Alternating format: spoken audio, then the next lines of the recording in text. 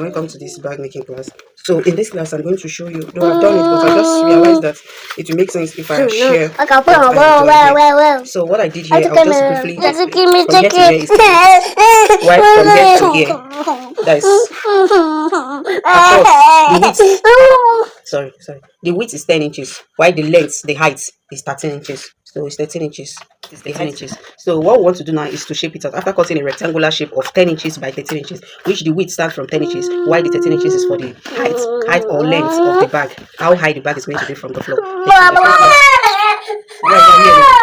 So you can choose to use 0.5 inches or less, but it should not be more than 0.5 inches. You can even use less, but it should not be more than 0.5 inches, so that it will not affect the size of your bag. Or better still, you can do it like that and bring your arc. Up here. You can leave it. You can leave it and bring your arc up here to stop here and continue from here like this. And continue from here like this. I hope you understand what I'm saying. But me, I wanted it to come down a bit, and I can choose to finally do it that way as well. So, but it should not be, when you're bringing it down, it should not be more than 0.5 inches. So that's that. I've explained how I got the middle. Now let's go to the side. From the side here, from here to this place is 2 inches. I marked it. Then you come down with 2 inches as well. So this is where my 2 inches is. Then this middle place, you bring it down. You bring it down with 2 inches. So this is exactly where it stops. So this one is going to guide me on how my curve is going to be here. If it was a flexible pattern I'm using like cardboard, after getting my first curve, I'll fold it over to get the second curve. That will make it more accurate. But after using that cardboard, I'll have to transfer it to a carton like this so that it can live longer. So that is why I don't have cardboard, but I'm still going to use carton anyway. So I decided to use my carton right from the beginning. So by the time you're doing your curve here, you can also choose to just follow where this thing is and ignore this one and come to this place here.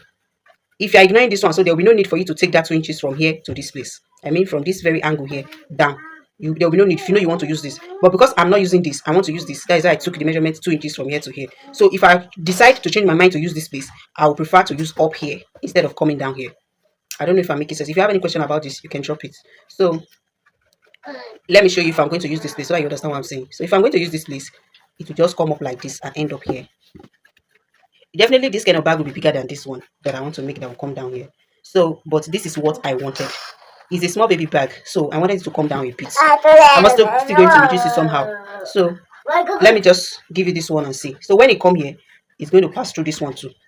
It's going to pass through this particular one too. So it's just going to come from up like this. This 0.5 won't be necessary. That is if I'm going to be using this place.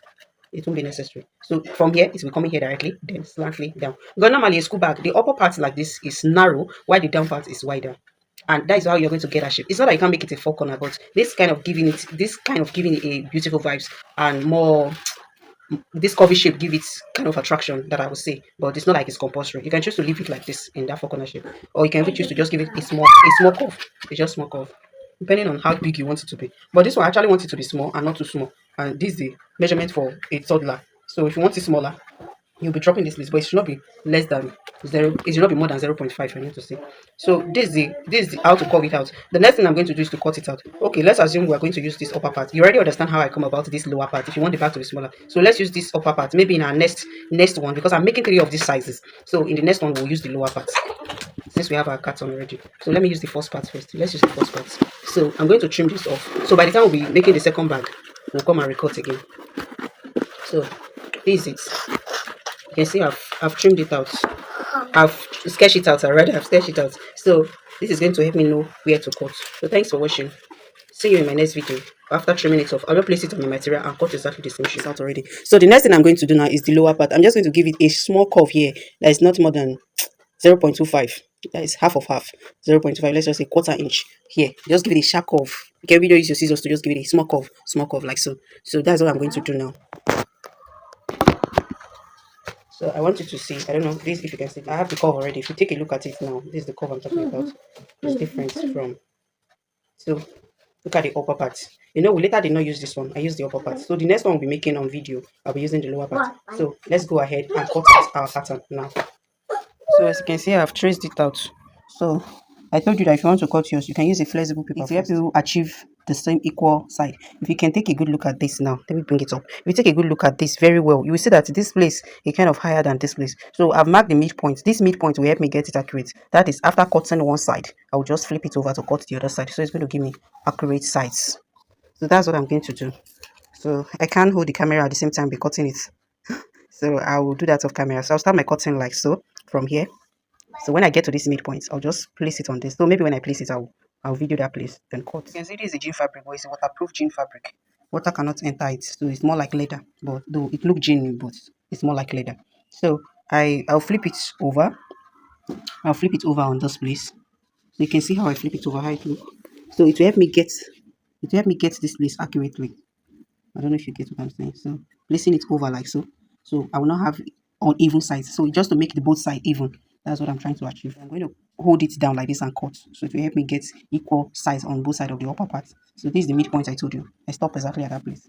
So just going to take it round to get to the panel. So I'm going to finish working on the front panel before cutting the back panel because there's going to be a cut here which will make the bag reduce again. So if I cut both the front panel and the back panel, I'll finally have a bigger back panel and I don't want such to happen. So after cutting the front panel, I'll finish everything I want to do on it and then we'll come back to cut the back panel. We're going to be using this design on it. So what I'm going to do now is going to cut this out and iron it here. Before ironing it, I'll place it on heat press machine. You can use it. But me, I'm going to use electric iron. So once there's light, we're going to do that right away. So I'm going to cut this out. I'm going to be putting it on this particular place for the design. So after cutting it, I still want a pocket to be here, a front pocket. If you're just going to cut across, it's going to cut across. So after cutting this, it will determine the size where I want the pocket to be. Still, there should be allowance. So that's what I want to. That's what I want to do now. So this is a DTF print. I printed it. I'm not based in Lagos, but someone in Lagos sent me. Though they do it here, but it's cheaper in Lagos. Even plus Waybill, it's cheaper to get it from Lagos. So I contacted the guy who is making it, sent him extra money for delivery men to take it to the park for me and send down to me. With other things, this is not the only thing I did, so that's why it makes it more cheaper. So if you're doing more, not just one, I would advise you do it from Lagos. It's cheaper in Lagos, but I don't know of any other place. I don't know your location. So I'm just going to cut this now, place it here as the front, but there's no electricity available now. So once the light is restored, I'll do that. But before then, I just want to show you where I'm going to cut this out from. So this is what I actually need. This one will be for the school bag, and where this one will be for the lunch bag. Whichever one, they are the same, just to make them alike. I'm also going to make a bag for this and this too, or this and this, whichever one for a male child. But this one is for a female child. So let's go for one of these first to make the school bag. So this is how it's going to look on it. So when you place it like this, you put a fabric on it, any kind of fabric at all, especially cotton. Like this fabric now is cotton. So you place it on it like this to cover it up. Make sure you spread it out. There's no creases. You see how I did it? You can carry Ankara, then you're sure that it's not nylon, it's not bond. This cotton, I've placed it on it. Since I've placed it where you see it did not shift. But if you are not sure that it's going to stick, if your own is not going to stand straight like this, that it's going to bend, just quietly pin it down where you want it to be. Pin it down where you want it to be. But I've been doing it for a while now, and I know it's going to stay, it's not going to shift. Because immediately I'm putting my pressing iron, I'm going to be resting it on it, not dragging it on it. So when I bring the pressing iron, I'm going to press it on it at first. It's going to help me keep it stay before I start taking it to other places. You will know by the time you start peeling it off. It will remove easily. To remove easily, the nylon will remove and leaving the picture on printed on the stuff. So let's go gusset so that you know how to join the design. So remember to leave at least 1.5 inches here. Remember to leave 1.5 inches here and make sure the space here is the same as this place. The space here between the design and the edge is the same as this side as well. Just to make sure your stuff align and come out professional.